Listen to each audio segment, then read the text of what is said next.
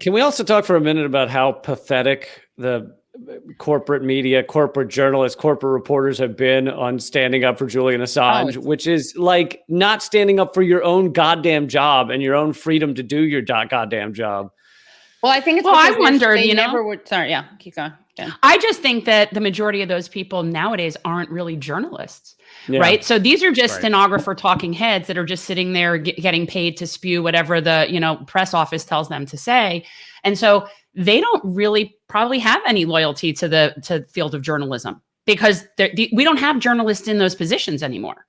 So what do they care? True, but it's amazing you can't even find some like lower level people that are standing up because they know they'll be pushed out of like, if they work at CBS and it's self-censorship. Yeah. It's they're not stupid. Like it's like I guess maybe it kind of goes along with what we were talking about with why progressive politicians won't speak out on this. It's like it's a career ender. Yeah. Because it's like when you talk about imperialism, it's this third rail or like Israel Palestine. Or that's the third rail, right? I think they all are because they're all a part of the same thing, right? The Assange stuff, Israel, Palestine, Syria, Venezuela, these are all a part of imperialism. Like speaking honestly about them challenges empire. And that's the third rail. Challenging empire in that kind of way is the third rail. That's what you can't talk about. That's why we're all smeared as Assadists and we love Putin and, we want China to like be our daddy and whatever else people say, because we're just like, no, we just don't want like wars and we don't want the world to be destroyed. Like we don't want, corporations we don't want this like handful of elites to be like parasites that just suck everything while there's literal like people starving. There's like children who don't have food in the world.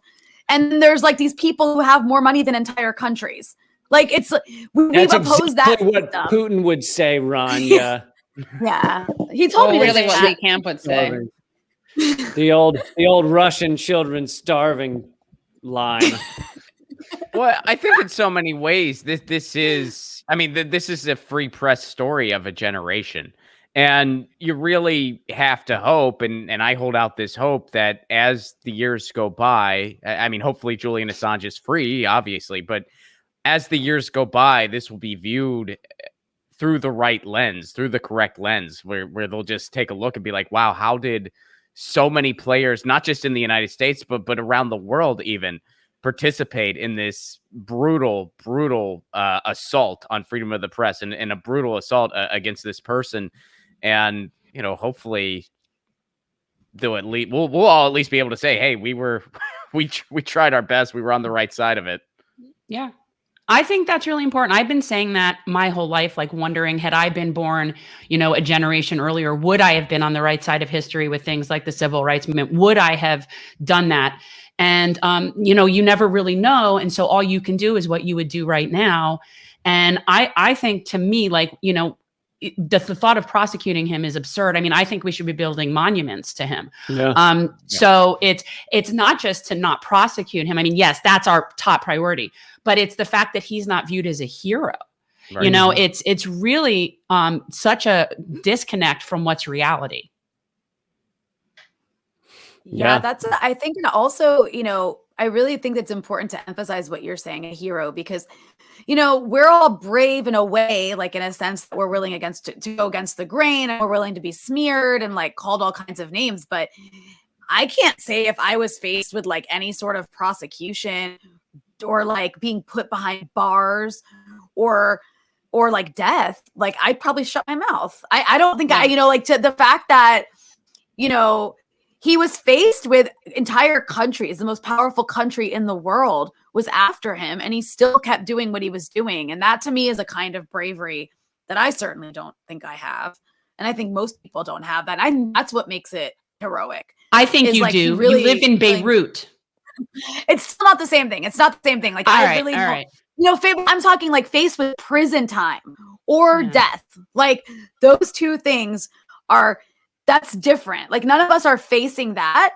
And we don't know how we'd act in that situation. If it was like Chelsea Manning, heroic for not like just giving the US government what they wanted and saying, okay, I'll say what you want me to say about Julian Assange. Just please don't make me spend the rest of my life living in these Right. torturous conditions.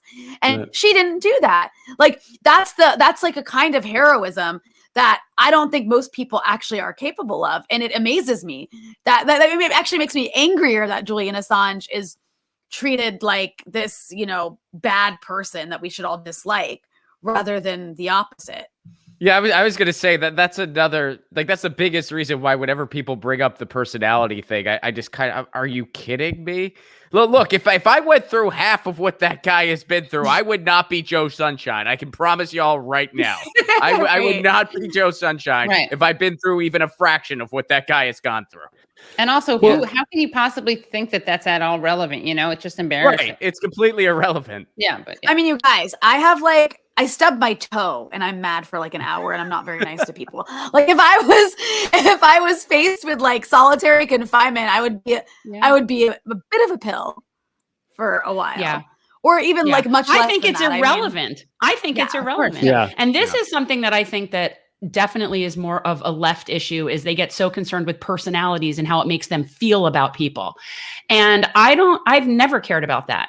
I don't need to be friends with them. I'm not needing friends. You know what I mean? Like I got friends. I'm good.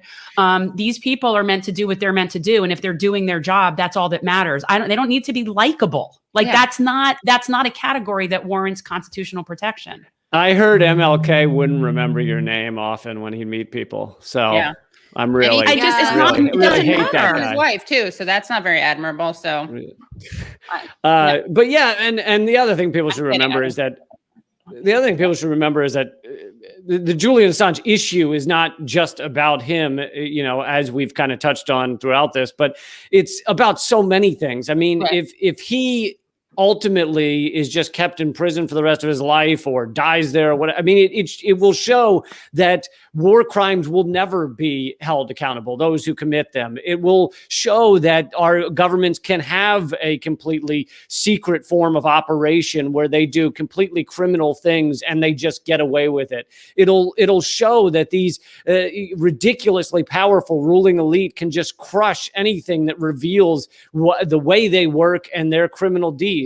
And so it really is representative of a whole larger system that we need to be fighting to tear down and to allow transparency, to allow people to actually be informed enough to vote or not vote for these ridiculous oligarchs. And if you can't find out what the way these governments are behaving and what they're doing, then you can't actually be informed enough to call them to account or to vote for them or to stand with them or against them.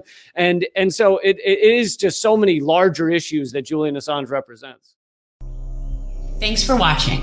If you want to support our mission to transform politics into service, please like this video, subscribe, follow us on social media, and consider joining our Patreon, where you'll get early access to our interviews as well as other exclusive content.